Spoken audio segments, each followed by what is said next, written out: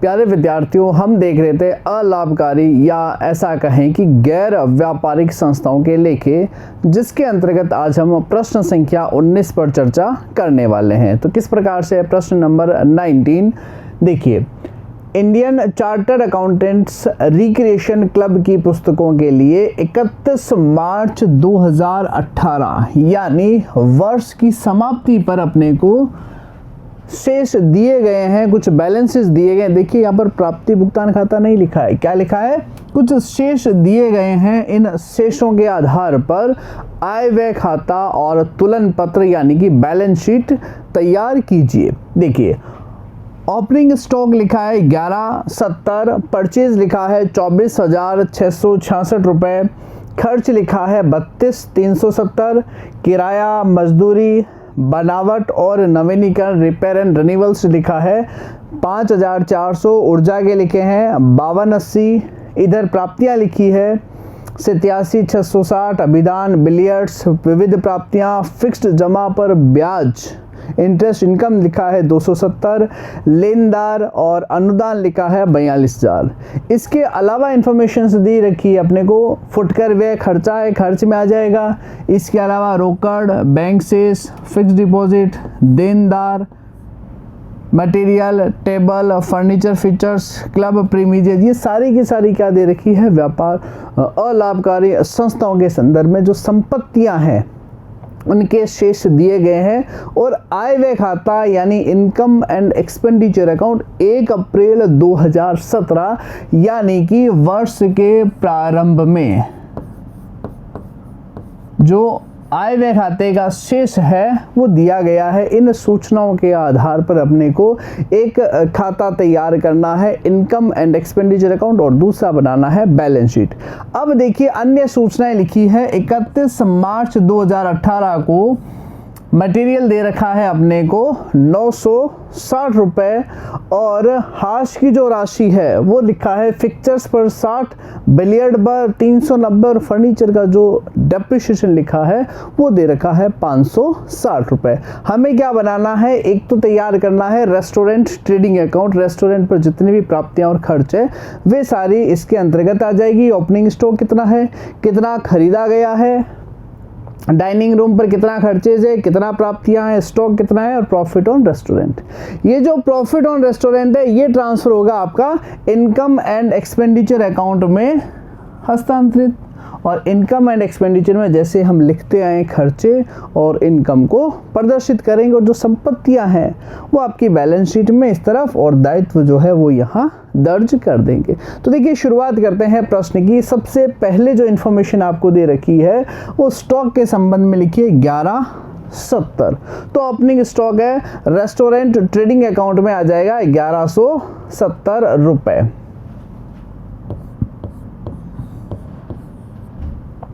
इसके बाद में क्या इंफॉर्मेशन दे रखी है? परचेज से संबंधित सूचना। कितना लिखा है परचेज? 24,660 रुपए जो है अपने को परचेज की एक राशि दी गई है, ये आ जाएगा 24,660। इसके अलावा जो है अपने को क्या इंफॉर्मेशन दे रखी है? ये लिखा है रेस्टोरेंट पर जो खर्च है 32,370, ये आ जाएगा 32,000। और डाइनिंग से प्राप्त कितना हो रहा है, प्राप्तियां कितनी लिखी है, ये अपने को दे रखी है प्राप्ति के संदर्भ में 87,660, 87,660 रुपए, ये यहाँ आ जाएगा। और डाइनिंग से संबंधित जो सामग्री का अंतिम स्टॉक है, जो क्लोजिंग स्टॉक है, जो अन्य सूचनाओं के बाहर लिखा है 960 रुपए, इसे क्लोजिंग स्टॉक के रूप में दर्ज कर देंगे। ये बैलेंस शीट में भी जाएगा संपत्ति पक्ष में, क्योंकि स्टॉक जो क्लोजिंग होता है वो चिट्ठे के संपत्ति पक्ष में लिखा जाता है। तो ये 960 रुपया जो है आपका यहाँ पर हस्तांतरित कर दिया जाएगा। टोटल कर देंगे 88,620, कितना आ जाएगा? 88,620।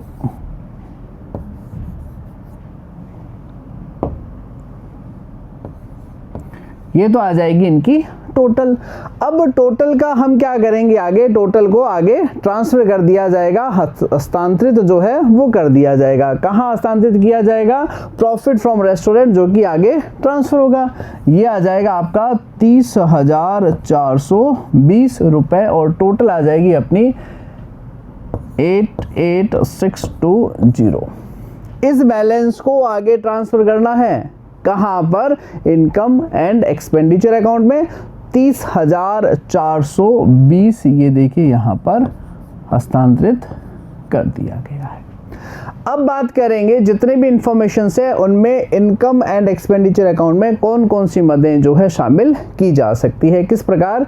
देखिए क्या क्या इंफॉर्मेशन दी गई है अपने को। किराया, मजदूरी, रिपेयर एनुअल, लाइट्स के 5,280। तो सबसे पहले बात करते हैं किराया 10,470। ये किराया आ जाएगा अपना 10,470। इसके बाद में वेजेज, वेजेज कितना लिखा हुआ है, 10,470 हो गए, 18,690 ये वेजेज आ जाएगा। खर्च है आय व्यय खाते के डेबिट पक्ष में आएगा, ये आ जाएगा 18,690। इसके पश्चात कौन सी इंफॉर्मेशन दी गई है, नेक्स्ट इंफॉर्मेशन जो आपको दी गई है वो है रिपेयर एंड रिन्यूअल। 5,400 एक्सपेंडिचर है, आय व्यय खाते के डेबिट पक्ष में यह राशि प्रदर्शित की जाएगी। किस प्रकार से, यहां आ जाएगा आपका 5,400 और पावर कितना दे रखा है, फ्यूल पावर 5,280, यह भी खर्च है और खर्च में इस राशि को दर्ज कर देंगे 5,280। नेक्स्ट एक्सपेंडिचर्स में क्या क्या इंफॉर्मेशन दे रखी है, यहां तक हो गया। ये प्राप्त कर लेते हैं, प्राप्तियां ले ली, अभिदान, बिलियर्ड्स, विविध प्राप्तियां। नहीं तो पहले खर्चों को देख लेते हैं। खर्च के अंतर्गत अब एक बचा है आपका फुटकर व्यय 4,050। तो फुटकर व्यय क्या क्या करेंगे, एक्सपेंडिचर में दर्ज कर देंगे। ये लीजिए 4,050।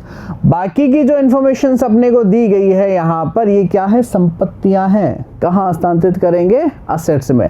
जैसे कि कैश हो गया आपका 560, इसे हम असेट्स में ट्रांसफर कर देंगे 560। और कैश के बाद में क्या दे रखा है अपने को, बैंक से संबंधित ट्रांजेक्शन्स। बैंक आ गया आपका 2,760 रुपए।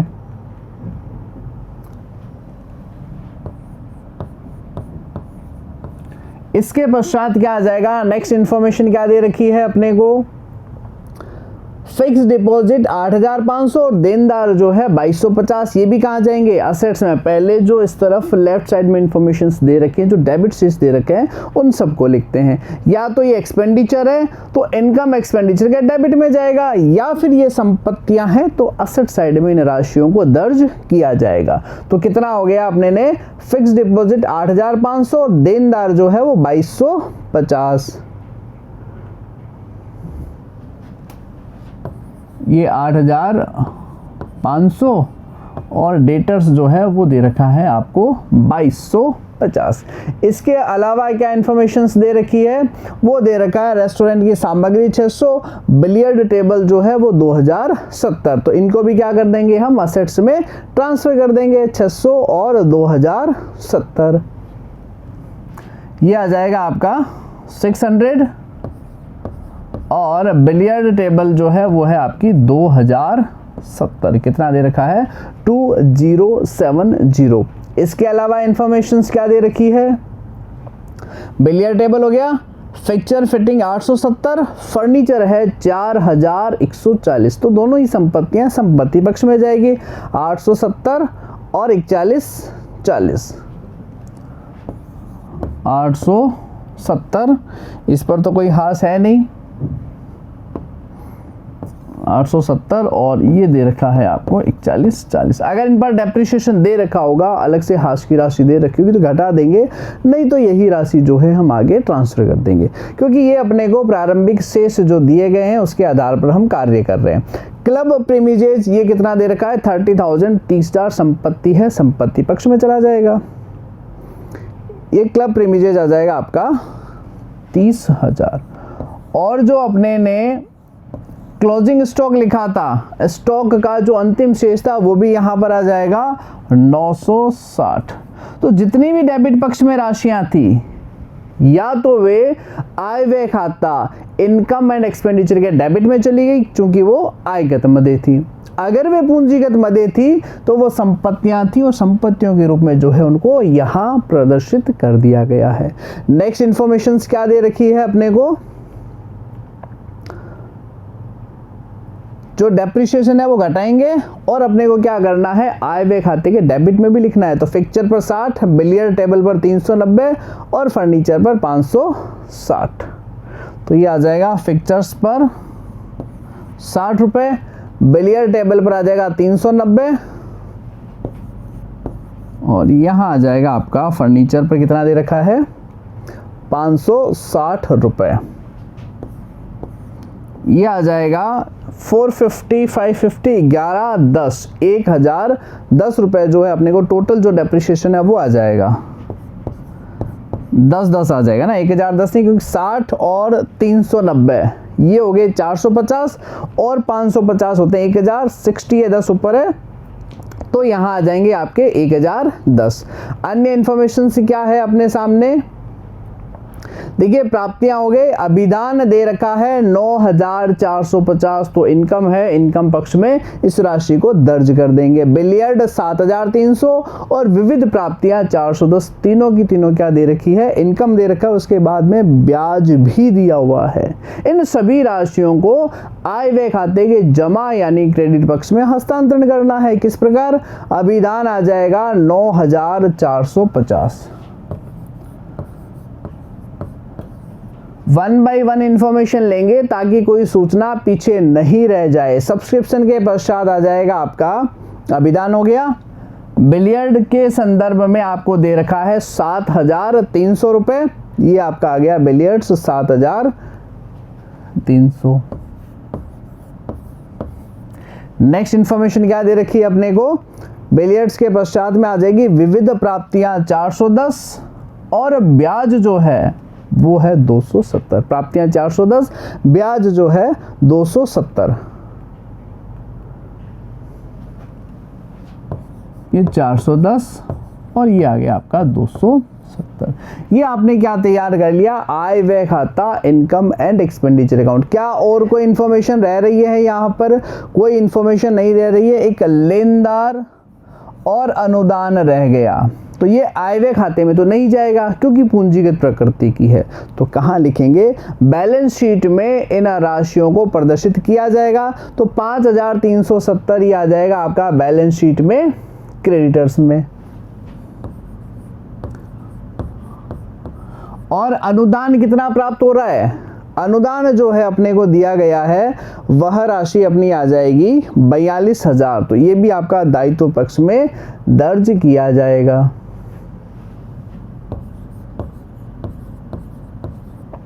और क्या इंफॉर्मेशन अपने को प्रश्न में दी गई है, क्लियर है। देखिए आय व्यय खाते का प्रारंभिक शेष और दिया गया है 1380, तो इसको भी हमें क्या करना है, यहाँ बैलेंस शीट में ट्रांसफर करना है। ओपनिंग आ जाएगा 1380। अब सारी सूचनाएं अपने ने यहाँ पर दर्ज कर ली है। सबसे पहले तो इस खाते का जो शेष था, जो बैलेंसिंग फिगर आया था, जो अंतर की राशि आई थी, वो ट्रांसफर होगा इनकम एक्सपेंडिचर में 30,420। ये देखिए यहाँ पर ट्रांसफर हो गया। अब इस खाते का शेष निकाला जाएगा। जो क्रेडिट पक्ष की टोटल है उसमें से डेबिट पक्ष की टोटल जो है वो घटाया जाएगा। टोटल करके देख लेंगे, सरप्लस जो आएगा वो आपका आ जाएगा 2,950। ये क्या आ जाएगा अपना सरप्लस, यानी जो अंतर की राशि है वो इस प्रकार निकाल लेंगे। और ये सरप्लस कहाँ जाएगा, बैलेंस शीट में अगर पूंजी कोष दिया गया तो उसमें जोड़ देंगे। हमें प्रारंभिक शेष दिया गया, उस प्रारंभिक शेष में 2950 की राशि को जोड़ देंगे।